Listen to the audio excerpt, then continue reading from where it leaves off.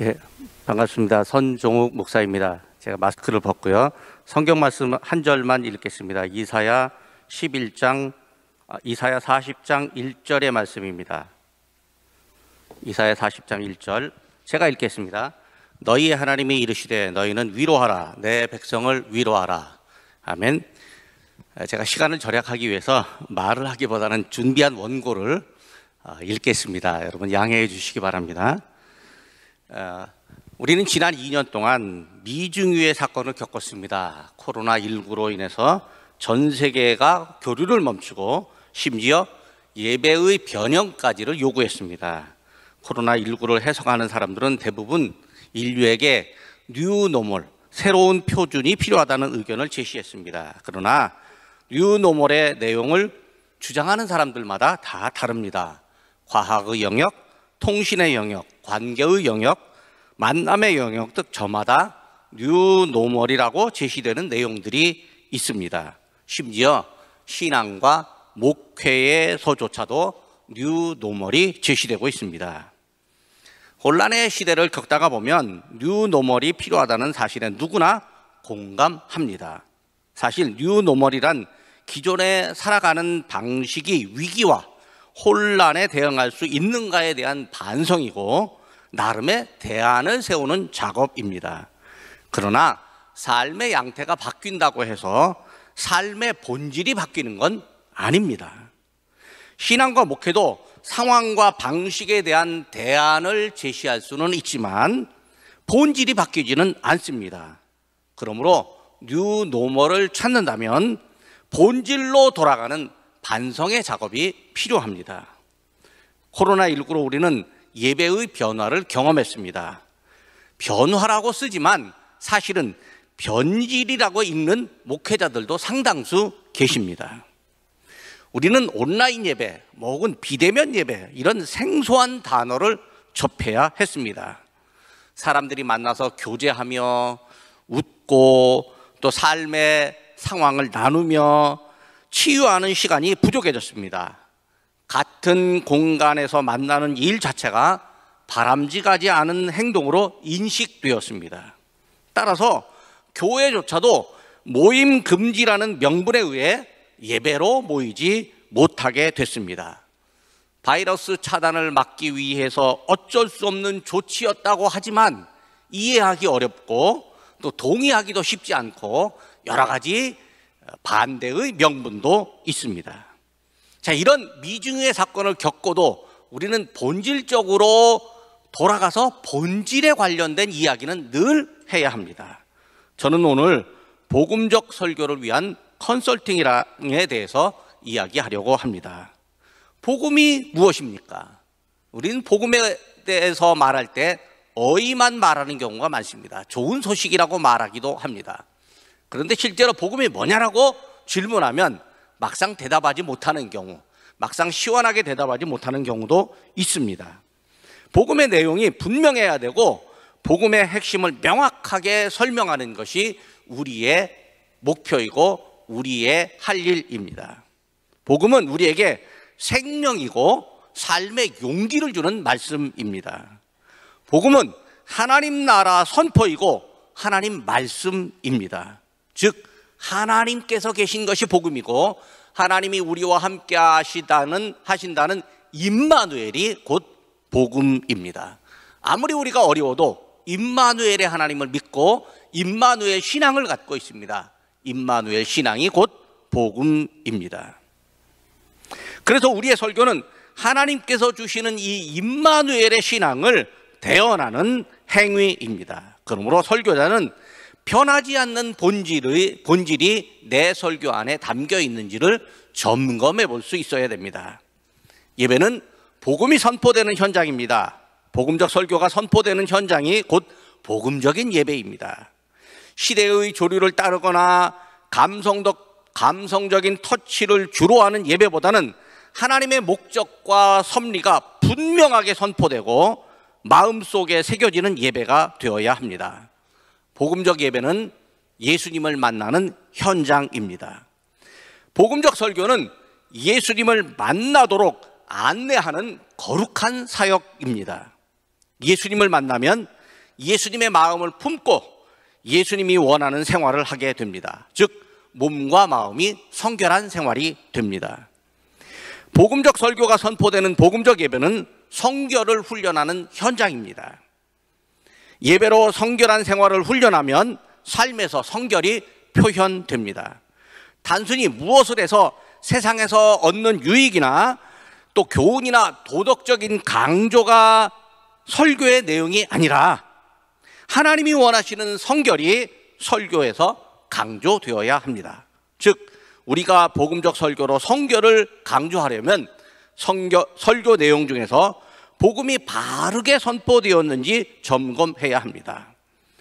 설교자는 스스로 설교를 추구하고 복음적 설교를 추구하고 있는지 점검하는 목록을 갖추고 있어야 됩니다. 첫 번째로 복음적 설교는 삼위일체 하나님의 존재와 속성 그리고 우리를 향해 하신 선한 일이 담겨져 있습니다. 하나님께서 우리를 향하신 선한 일을 우리는 은혜라고 합니다. 즉 복음적 설교 안에는 은혜가 담겨 있습니다. 은혜라는 단어만 사용한다고 해서 은혜는 아닙니다. 설교 안에 은혜의 내용이 담겨 있어야 되고 또 그 은혜가 성도들의 마음속으로 깃들여야 합니다. 마음속으로 스며들어져야 합니다. 설교자가 복음적 설교를 점검하려면 설교 안에 삼위일체 하나님의 존재와 속성 그리고 은혜가 담겨 있는지를 점검해 보아야 합니다. 저 아래 여러분 접수대에 가면 2022년 복음적인 예배와 설교를 위하여가 책이 있습니다. 그 책을 제가 지금 못 갖고 올라왔네요. 여러분 그 책을 보실 텐데 그 책 안에 설교는 대부분 오늘 첫 번째의 목록이 담겨 있습니다. 하나님의 존재와 하나님이 하신 선한 일, 은혜가 기본적으로 그 설교 바탕에 담겨 있습니다. 두 번째로 복음적 설교는 상황에 대한 이해를 곁들입니다. 하나님이 우리의 상황을 이해하십니다. 예배의 혼란, 바이러스의 창궐로 인한 고통을 하나님이 알고 계십니다. 하나님은 이런 상황에서 무엇을 말씀하실까요? 하나님은 고통받는 사람을 위로하십니다. 오늘 본문에 있는 것처럼 위로하십니다. 혼란 중에 있는 사람에게 하나님은 길을 제시하십니다. 설교자는 설교 안에서 성도들의 상황에 대한 이해와 공감이 있는지를 점검해 보아야 합니다. 그리고 성도들을 향한 위로와 혼란을 정리한 길을 제시하는지 점검해 보아야 합니다. 세 번째로 복음적 설교는 사람의 본질적 변화를 이야기합니다. 하나님이 우리에게 은혜와 믿음을 주셔서 우리는 본질적으로 죄인이었지만 본성으로서 죄인이었지만 의인으로 하나님께서 우리를 바꾸어 주셨습니다. 그러므로 믿는 사람은 하나님의 은혜로서 믿음을 주셨고 믿음을 가진 나를 변화시켰다는 영적 자부심을 갖습니다. 복음적 설교는 영적인 자부심을 주는 설교입니다. 설교자는 설교의 내용 중에서 성도의 본질적인 변화를 말하고 그리고 영적 자부심을 고양시키는 내용이 있는지를 점검해 보아야 합니다. 영적 자부심을 가진 성도가 세상을 변화시킵니다. 어떤 이들은 영적 자부심을 주면 듣는 이들이 교만해진다라고 염려하기도 합니다. 하지만 진정한 영적 자부심은 교만으로 나타나지 않고 겸손으로 나타납니다. 영적 자부심은 이 땅에서 세속과는 다른 천국을 추구하는 원동력이 됩니다. 복음적 설교는 성도들에게 세상을 따르지 않고 거짓을 멀리하는 성결한 생활을 강조합니다. 영적 자부심이 성결한 생활의 동기가 됩니다. 복음적 설교자는 영적 자부심과 성결한 생활의 관계를 말하고 있는지를 점검해 보아야 합니다. 그러니까 세 번째가 뭐냐면 복음적 설교는 영적 자부심과 성결한 생활의 관계성입니다. 네 번째로 성결한 생활은 구체적 행동으로 나타납니다.